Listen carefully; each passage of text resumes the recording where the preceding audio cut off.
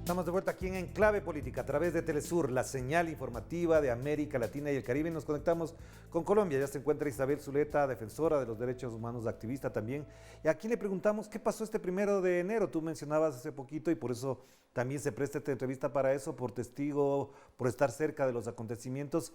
¿Cómo se vive en la zona donde estás? ¿Cómo se puede, digamos, armonizar la vida del trabajo, la vida política y la vida pública cuando tienen temor, tienen miedo de que cualquier momento, por decir algo, lleguen y los masacren? Bueno, desde que nosotros nacimos, mi generación en este territorio, pues no hemos vivido un día de paz, entonces hemos tenido que aprender a vivir en medio de esta situación de inseguridad y también tratando de no acostumbrarnos a ella para poderla combatir, para poder denunciar, para poder organizarnos para algún día esperar que este territorio esté en paz. Lo sucedido el 1 de enero a las 4 de la mañana fue realmente lamentable. Yolanda Zavala Mazo, nacida en Briceño, Antioquia, de 22 años de edad, que estaba acreditada en la resolución como exintegrante de las FARC, que hacía parte de ese proceso, departía con sus familiares recibiendo el nuevo año, con su sobrina menor de edad de 17 años, y fue asesinada a eso de las 4 de la mañana en la vereda Travesías. Para nosotros es muy doloroso que esto siga ocurriendo. Enfrente de esta montaña está el municipio de Briceño, yo estoy en el municipio de Toledo, del otro lado está el municipio de Ituango, y estos son unos de los municipios en donde más asesinatos de excombatientes han ocurrido.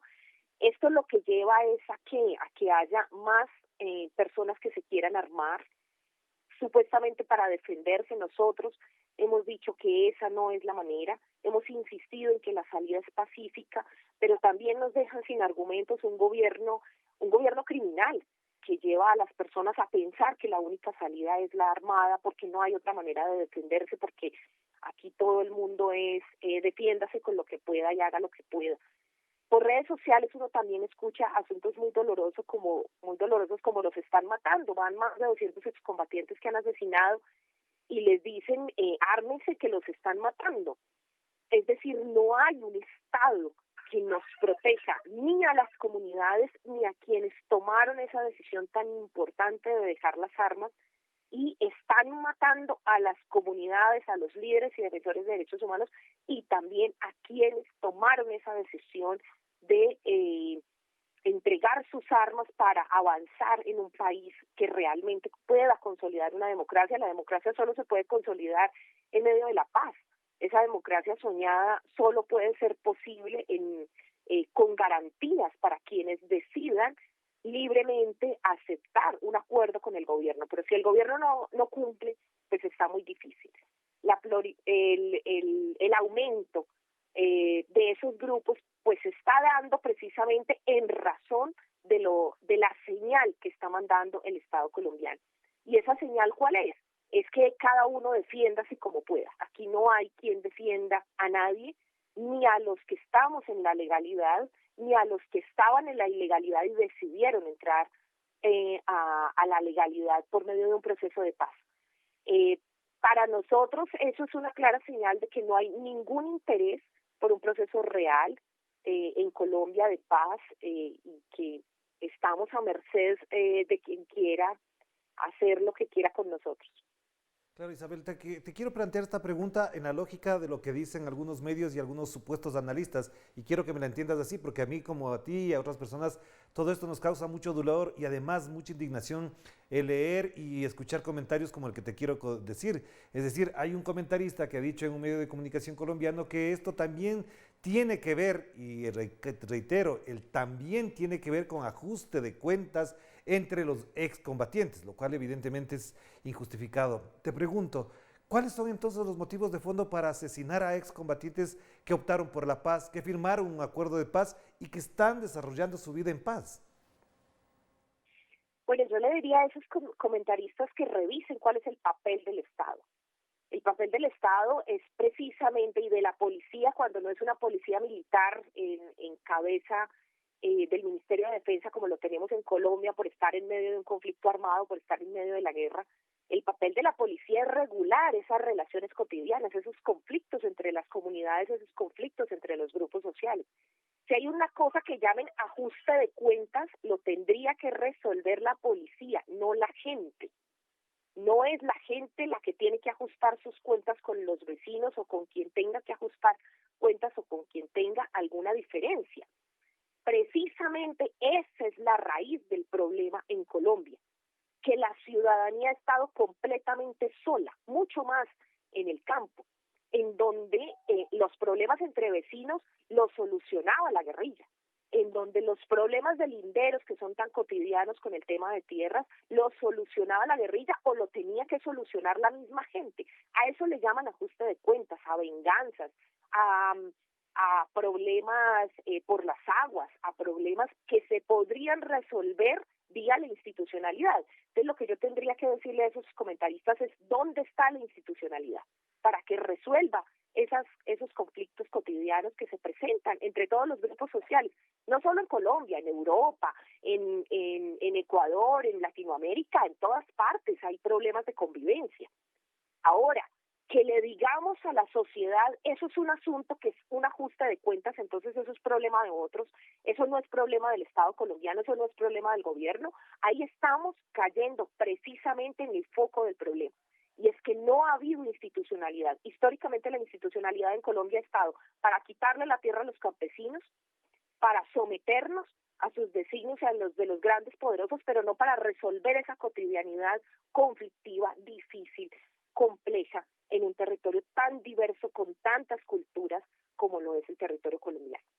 Ya, pero dadas las circunstancias, dado como se han presentado las cosas el año pasado, tal como empieza el año 2021, yo te pregunto, Isabel, ¿qué pueden hacer los colombianos? No creo que la vía sea armarse, obviamente esa no es la vía, pero tampoco hay una justicia, no hay un sistema institucional que garantice justicia para castigar a los responsables. Ya vimos lo que hicieron el año pasado de revelar cómo se forjaron procesos para inculpar, por ejemplo, a Sanchís, a Márquez, diciéndoles que ellos fueron los traficantes de droga y ahora se sabe que efectivamente montaron casos para sancionarlos y perseguirlos y también mandarlos a los Estados Unidos. Si esas cosas hace la Fiscalía, ¿por qué no es capaz de investigar y sancionar a los responsables de tanta masacre en Colombia? Bueno, realmente lo que tenemos que hacer para la primera parte de tu pregunta y lo que hemos promovido muchos de los líderes y las organizaciones sociales en Colombia es organizarnos, seguirnos organizando. Colombia es un país que se ha sostenido por el pueblo que tiene, por nuestra capacidad de resiliencia. Entonces mi invitación siempre va a ser a fortalecer los procesos organizativos.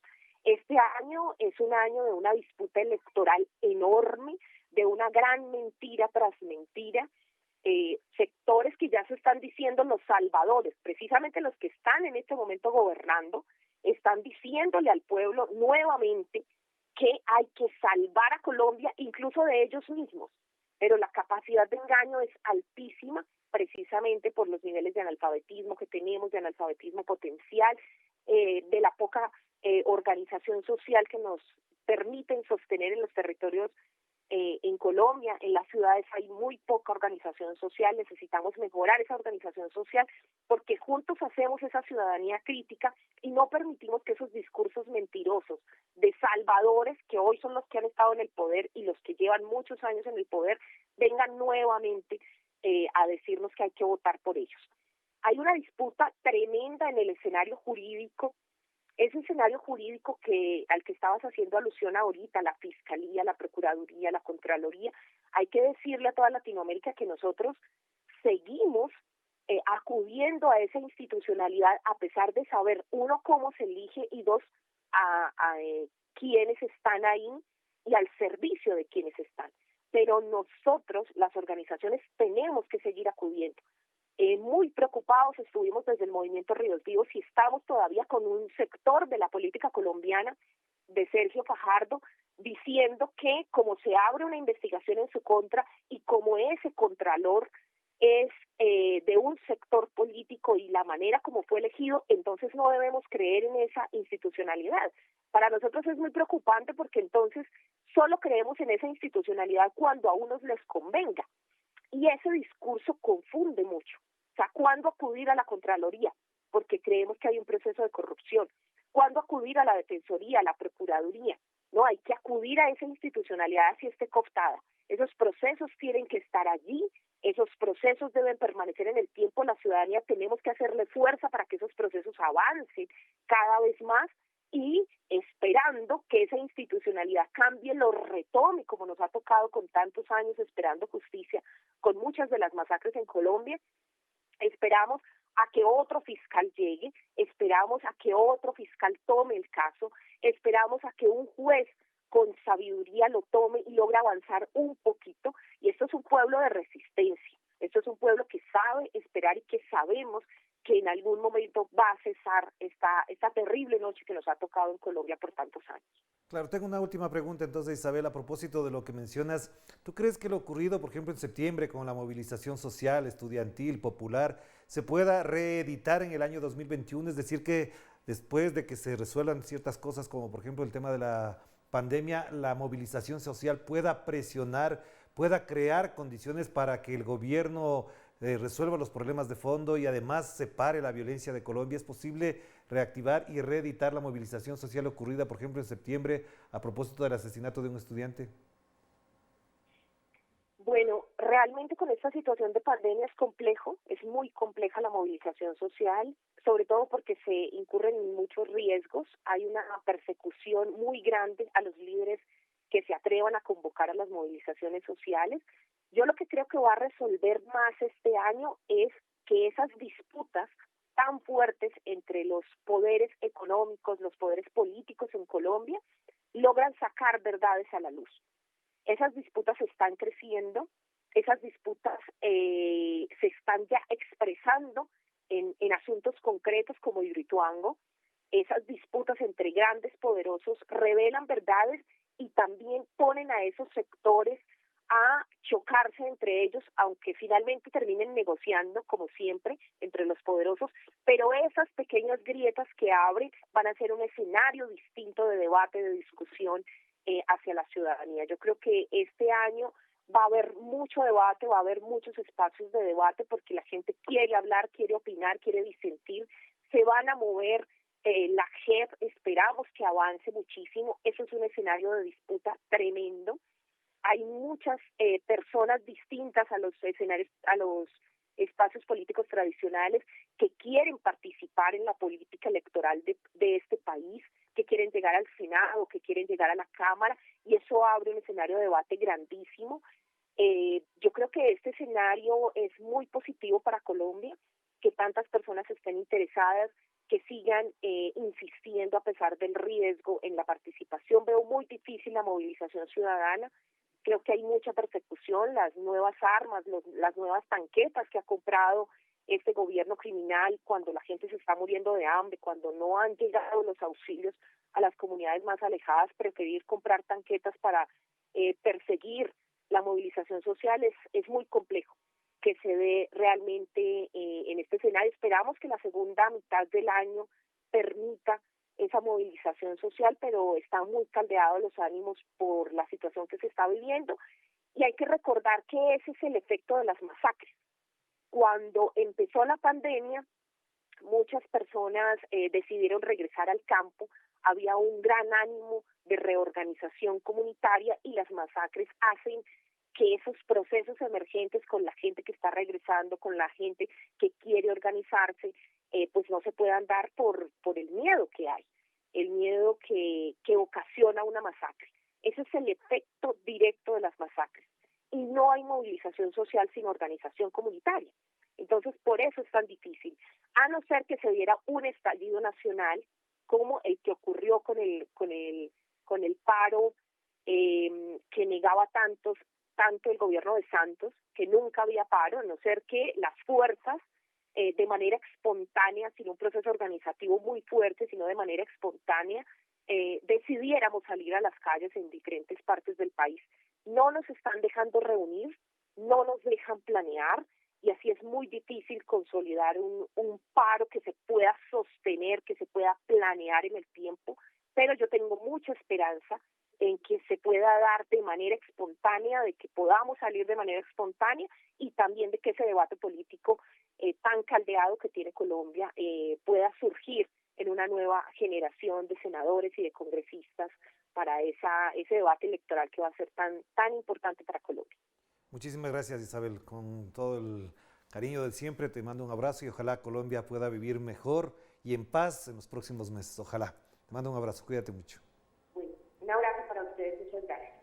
Muchísimas gracias a Isabel Zuleta, defensora de los derechos humanos, y el dramático relato que hace a propósito de esto obviamente nos obliga, nos plantea el reto también de ejercer este oficio con mucha más responsabilidad para entender lo que pasa en cada uno de nuestros procesos. A propósito del día de hoy, 5 de enero, Día del Periodismo Ecuatoriano, también queremos saludar a quienes ejercen este oficio, a quienes hacemos de este oficio un acto de responsabilidad, dignidad y también de compromiso. Nos despedimos. Cuídense mucho. Que la pasen bien.